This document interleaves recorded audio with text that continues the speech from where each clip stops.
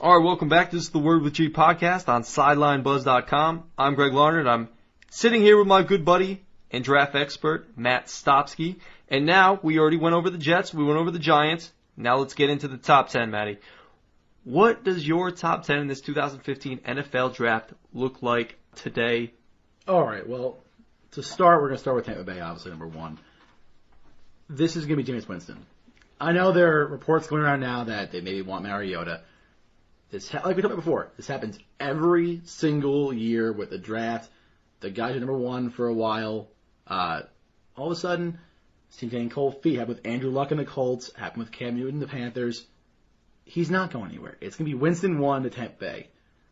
If it wasn't that, they wouldn't spend as much time as they did with Winston. True, but they are talking a lot about that. Even his lawyer said, and this is what everybody's been talking about basically since this guy became big in college, that his off-the-field antics might be a problem. Yes. Even his lawyer said that. But as you know, he's NFL ready on the field, off the field not so ready. Doesn't matter, though. He's not. Well, it does if he gets arrested and he can't play. No, I'm not saying that. I'm saying the lawyer doesn't matter. He's not an NFL guy. You don't need to be an NFL guy to know that he has off-the-field issues. The media will take anything at this point in the year.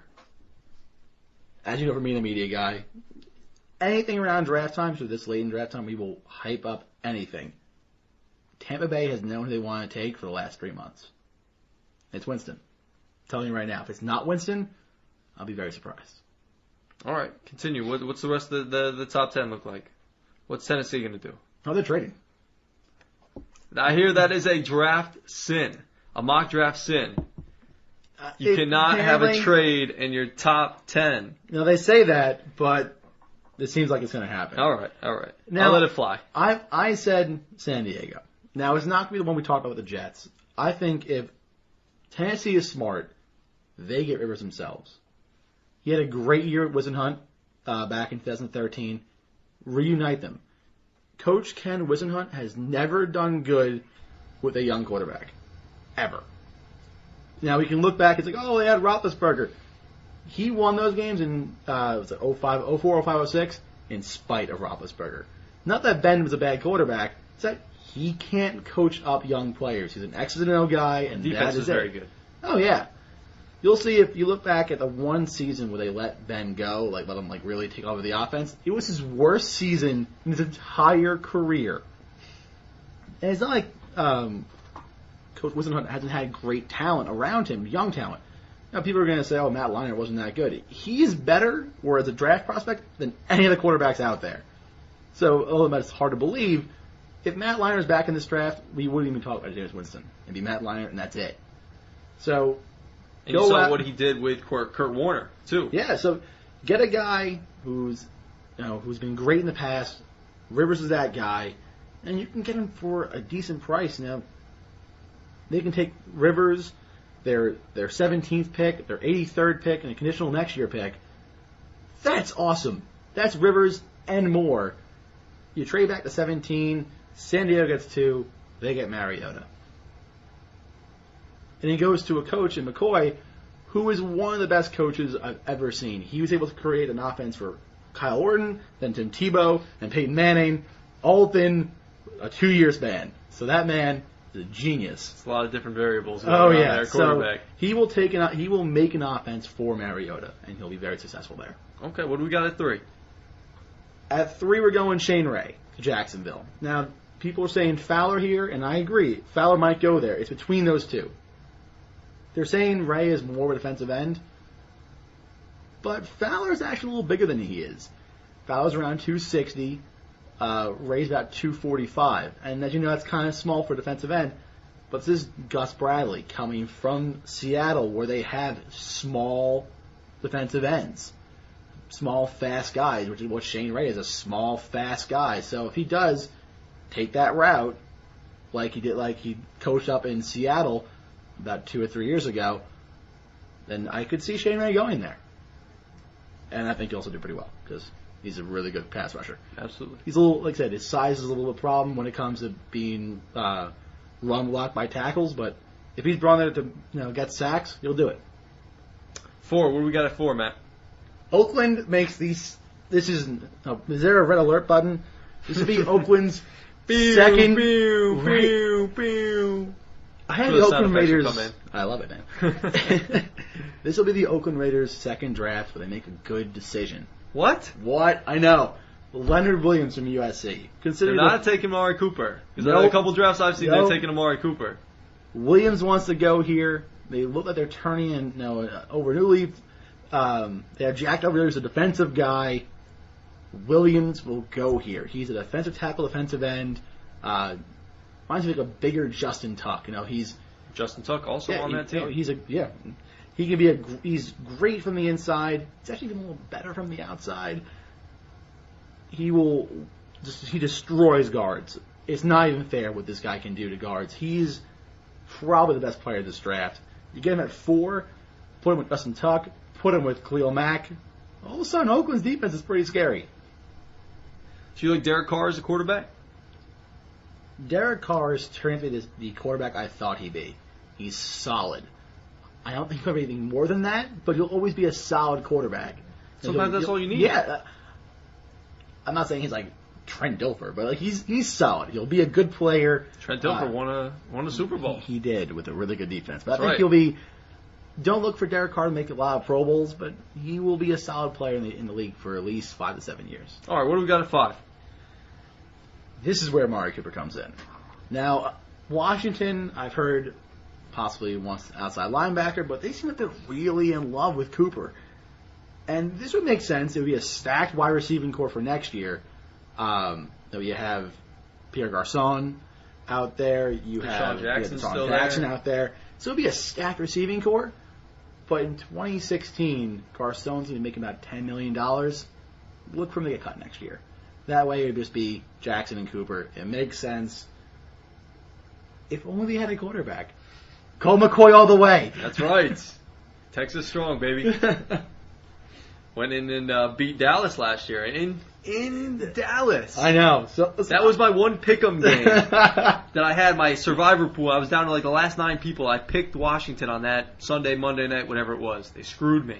I was pissed. Man, dude, I'd love that game. Oh, I love Colt McCoy. I thought he got a bad rap in Cleveland.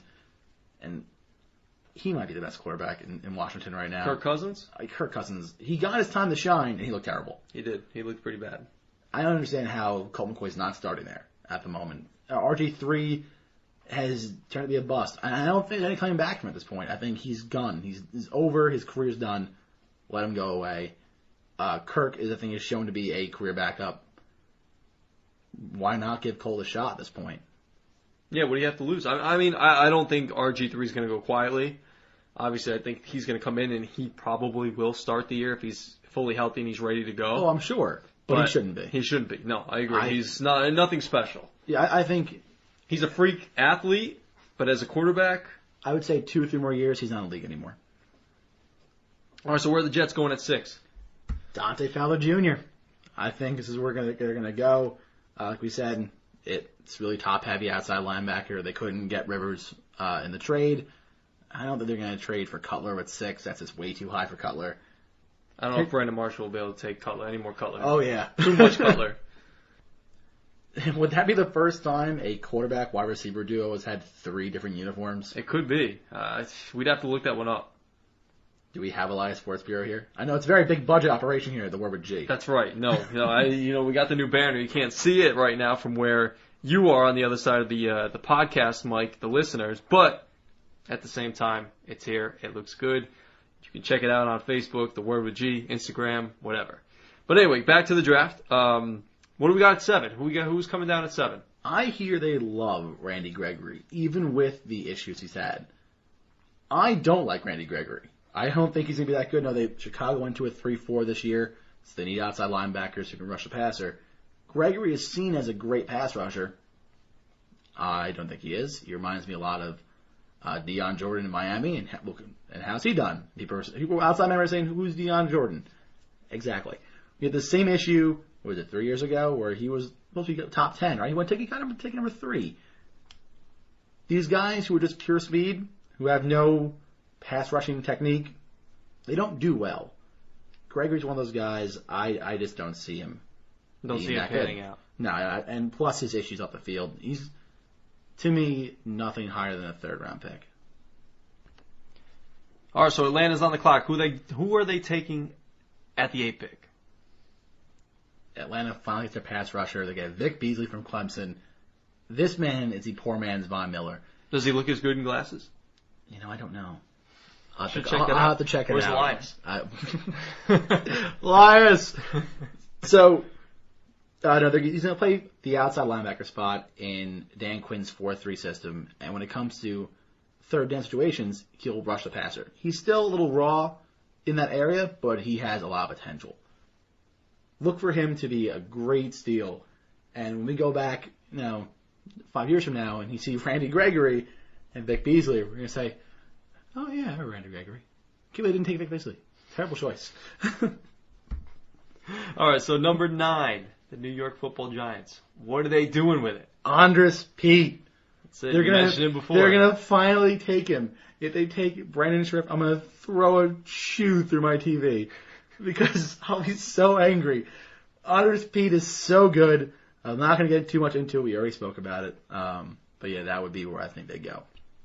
All right, St. Louis on the clock, the last pick in the top 10. What do they do with it, Matty?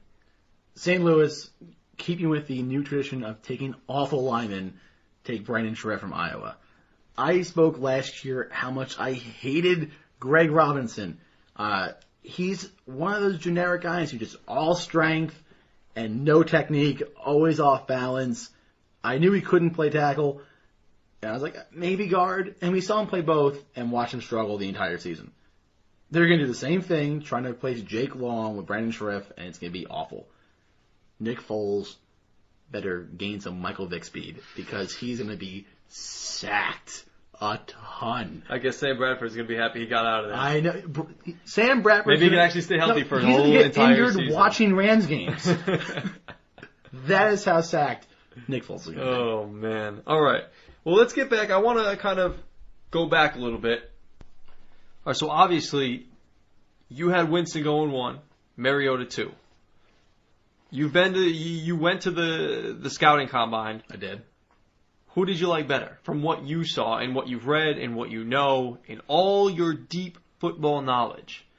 Stack them up. Who is going to have the better career? End of the day, hands down. Oh, better career? Better career. That's hard. Better career. Better prospect? Better career. Mariota would be the better prospect. But it's really hard to say better career at this moment because Winston's biggest flaw is turnovers. And having too many turnovers early in your career without success usually leads to a benching. You bench a player too many times, especially with a guy with a character like that who can go off the hinges, he could be a serious problem. Mariota, not overly comfortable in the pocket yet, didn't have to go through a lot of reads in college. He can do it. I saw him do it plenty of times against Ohio State. Now, they still lost by a ton. But he looked good. It really depends on where he goes. If he goes to a team that's not willing to change a system for Mariota, he's not going to do well. So he's a system quarterback, is what you're saying.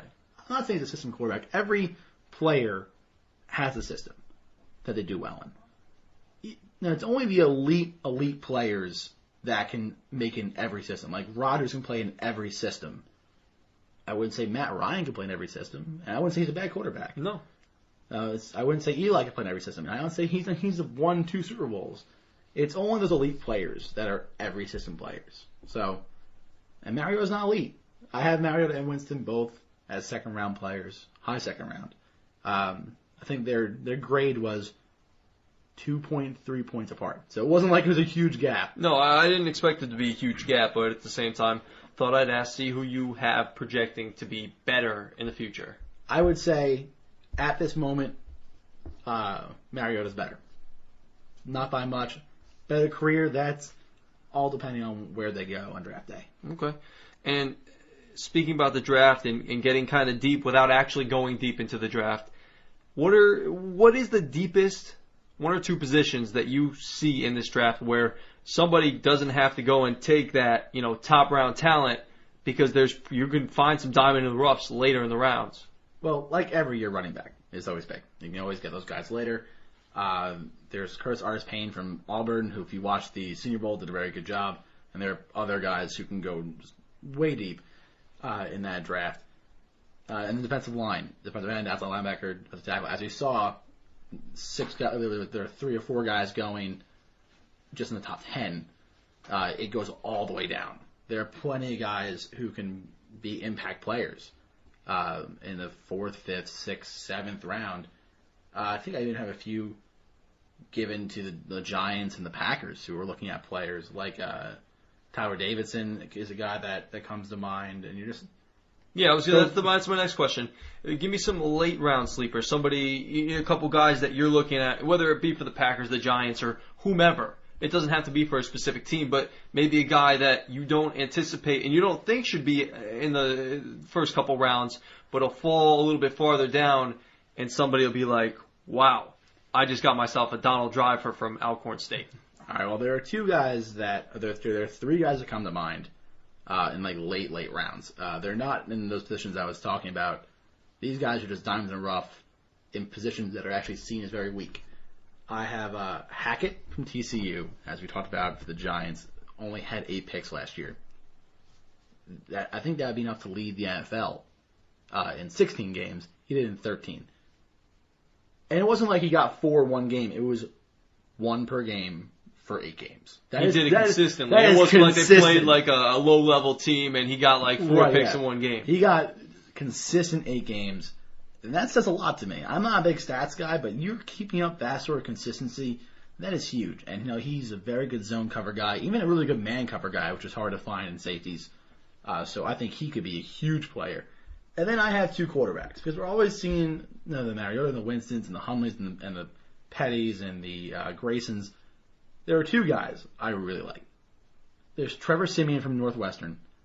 He tore his ACL last year, which is why he's not in the picture. He is an awesome player. Has really good command of football, reads defenses well.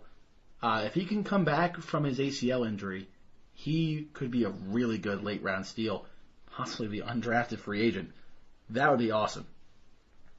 Then there's Chris Bonner from CSU Pueblo, which is somewhere in Colorado. Who knows? That's why it's CSU Pueblo. His accuracy is a little bit of an issue, but he has the best pocket presence and pocket awareness I've seen almost from anyone not named Andrew Luck in the draft. He's ridiculous, and I was shown him by a friend at the combine, and I was blown away. This kid is good. He doesn't have a great grade on him, but if he comes in, sits for a few years behind someone who's good, he may emerge as a really good player. Nice. All right, those are some good sleepers. Sit tight. When we come back in part 3, we're going to be talking about the New England Patriots and the Green Bay Packers. This is The Word with G on SidelineBuzz.com.